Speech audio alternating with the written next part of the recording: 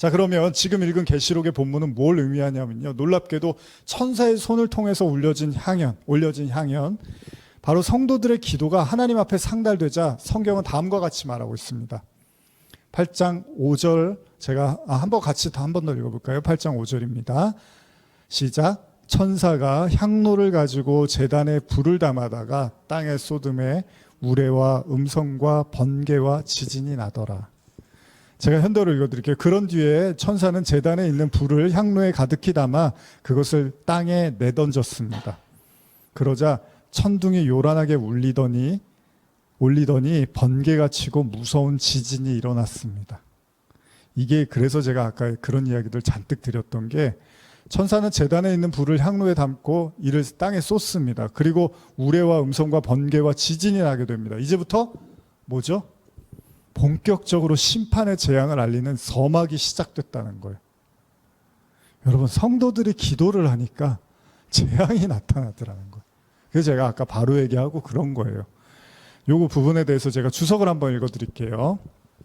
본절은 세마포를 입은 사람이 그룹들 사이에서 숯불을 그의 손에 움켜쥐고 그 성에 쏟아붓는 에스겔의 환상과 유사하다. 향로에 담긴 이 불은 성도들의 기도가 드려진 그 제단에서 담아온 것이므로 성도들의 기도가 하나님의 심판을 시행함에 있어서 중요한 역할을 하고 있음을 시사한다. 이 부분만 보면요, 여러분, 저 위해서 기도해 주세요 그랬는데 그 기도가 꼭 잘 되는 게 아닐 수도 있다는 거예요. 여러분들이 저한테 목사님 제가 힘든데 저 위해서 기도해 주세요 그랬는데, 지금 여기 지금 주석이 뭐라 그럽니까? 성도들의 기도가 하나님의 심판을 시행함에 있어 중요한 역할을 하고 있음을 시사한다. 이것은 순교자들의 신원의 기도에 대한 부분적 응답으로 일곱째 나팔을 불 때와 일곱째 대접을 쏟을 때와 같이 하나님께서 성도들의 기도에 신실하게 응답하심을 시사한다. 근데 어떻게 해요? 그 기도를 심판으로 응답하신다는 거예요. 그러니까 여러분, 아니 기도를 많이 해주시는데, 우리가 기도를 많이 하는데 왜 이렇게 안 좋은 일들만 생겨라고 하실 수도 있는 거예요. 아까 제가 바로 이야기 드렸잖아요. 바로가 10가지 재앙이 바로한테 나쁜 거였습니까? 아니었어요. 본인이 깨닫지 못해서 그게 재앙이 된 거지, 본인이 깨닫는 순간 그 심판으로부터 벗어날 수 있는 길이었던 거예요. 근데 그냥 마지막까지 자존심만 붙잡고 있었던 게 바로였습니다. 그런 응답은요, 경외심과 두려움을 일으키는 뇌성과 음성과 번개와 지진, 즉 하나님의 임재로 이루어져 하나님께서 곧 심판하실 것임을 암시하고 있습니다. 그러니까 여러분, 기도를 우리가 너무 무슨 무당들 찾아가서 복채 주고서 잘 되게 해주세요, 비나이다 이런 수준으로 기독교의 기도를 이해하는 사람들이 너무 많아요. 그걸 우리가 기복주의라고 하는 거죠. 복이 맞아요, 하나님이. 그런데 우리가 생각하는 그런 방식의 복이 아니라는 거예요. 그리고 그런 형태로 오지 않을 수도 있다는 겁니다. 욥 얘기를 자주 드리지만 욥이 불행한 사람입니까? 사실은 아니에요. 욥이 굉장히 행복한 사람이 된 거예요. 근데 불행한 과정을 분명히 밟았어요. 근데 결론적으로는 욥은 굉장히 행복한 사람이 맞아요. 복을 받은 게 맞아요. 근데 누가 그 욥이 고통당할 때 너 이게 복이야, 너 이거 하나님이 함께하고 계시는 거야, 너 하나님이 얼마나 사랑하시길래 이러냐, 이렇게 말할 사람이 누가 있습니까? 저도 가서 욥한테는 그렇게 말 못하겠어요. 그렇죠? 저도 집에 와서 제 아내한테 그럴 거예요. 야, 그래도 욥 정도면 괜찮은 사람 같은데 하나님 진짜 안 계신가? 왜 저렇게 저 사람 저렇게 망가졌지? 이럴 거예요. 근데 아니라는 거예요. 근데 자꾸 무당 찾고 그런 어떤 샤머니즘적 어떤 기도하고 기독교의 기도를 자꾸 혼돈하고 있어요, 사람들이. 그게 아니에요. 지금 뭐라 그래요? 성도들이 기도하니까 하나님의 심판과 재앙이 임한다고 하잖아요. 하나님의 임재는 그렇게 호락호락하고 만만한 게 아닙니다. 하나님의 임재는 소멸하는 불이라고 한단 말이에요, 히브리서에서는. 그러니까 다 태워버리신다는 얘기거든요. 주석에도 언급하고 있는 것처럼 성도들의 기도가 하나님의 심판을 시행함에 있어서 중요한 역할을 하고 있다는 겁니다. 이와 유사하게 언급된 본문이 바로 계시록 6장에 등장하고 있는데, 한번 다시 우리 복습해 볼까요? 6장 9절에서 11절입니다. 시작.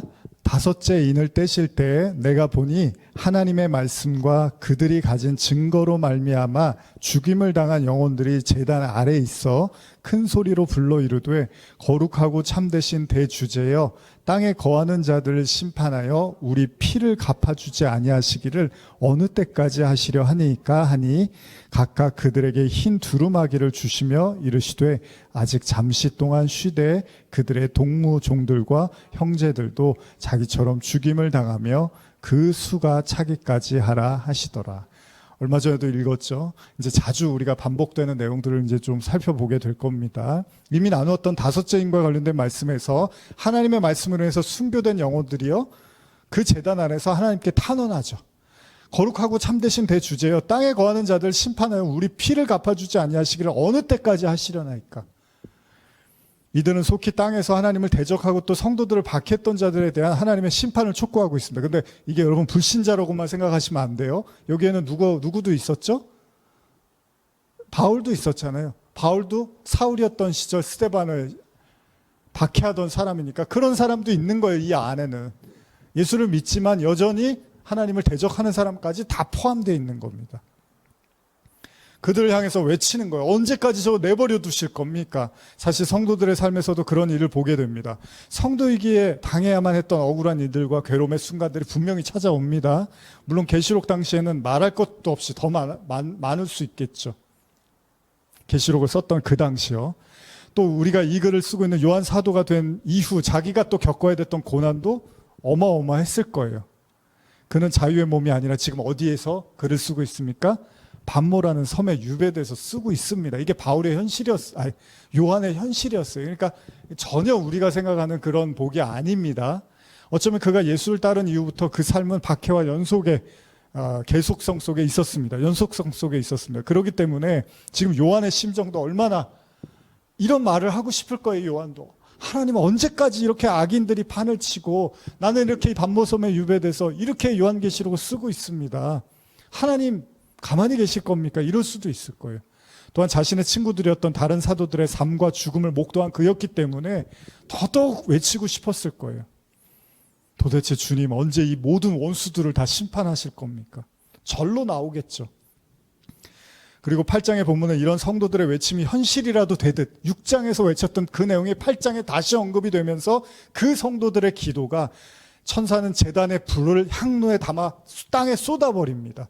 그리고 이것이 참 신앙의 아이러니라면 아이러니라고 할 수도 있는데 이미 앞서서서 바로의 이야기에서도 나눈 것처럼요. 인간의 죄와 강팍함을 굴복시키기 위해서는 이제 바로 이 재앙과 심판이 따라올 수밖에 없다는 거예요. 방법이 있나요, 여러분?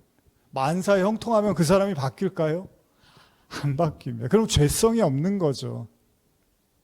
죄라는 건 반드시 회개, 심판을 요한단 말이에요. 그러니까 그 과정을 안 건너고 어떻게 사람이 변할 수가 있습니까? 성경이 말하는. 예를 들면 여러분들이 누군가를 위해서 그가 하나님을 믿고 구원받기 위해서 기도를 절실하게 드렸다고 가정을 해봅시다.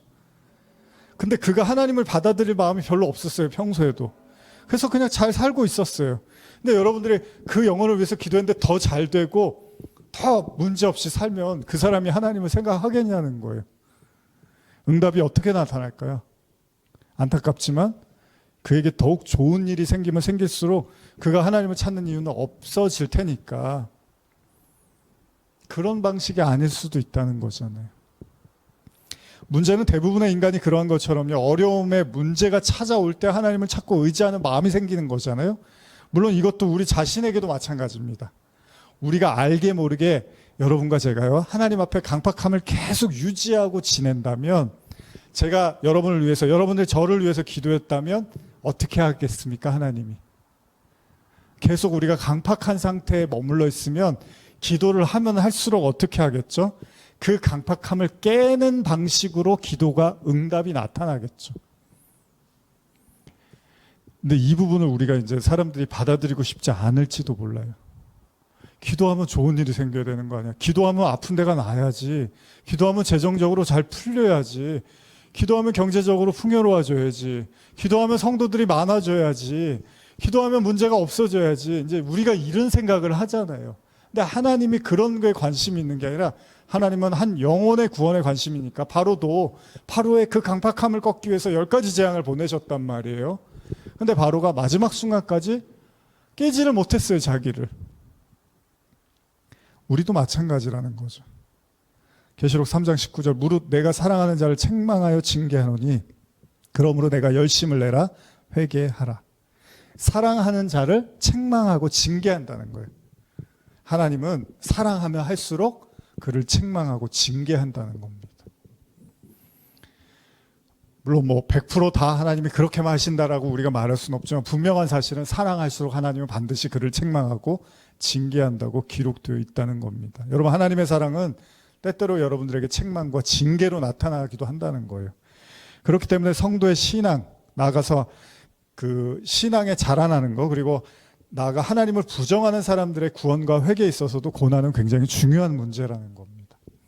아마도 여러분들이 알고 있는 많은 경우, 그러니까 우리 자신을 포함해서 결국 고난을 통해서 믿음의 성장을 경험했거나 혹은 그 고난 때문에 하나님을 믿게 됐다는 수없는 간증을 우리가 들어왔어요. 그쵸? 심지어는 그 TV 보면은, 기독교 방송 보면 이렇게 간증하시는 분들 보면은 갑자기 자녀가 갑자기 사고로 목숨을 잃게 됐는데 기도했는데 살아나서 하나님을 믿었다는 사람보다 기도했는데 오히려 잃었어요. 그랬는데 오히려 그게 더 믿음을 더 굳건하게 만들고 하나님을 의지하게 됐다는 그런 얘기까지 하죠. 그게 쉬운 얘기가 아니잖아요. 자식을 잃고 어떻게 하나님을 원망하고 부정하게 될 터인데 오히려 그런 상황에서 하나님을 더 믿게 됐다고 말하는 사람들도 있다는 거죠. 그게 바로 고난이 주는 어떤 신비가 아니겠습니까?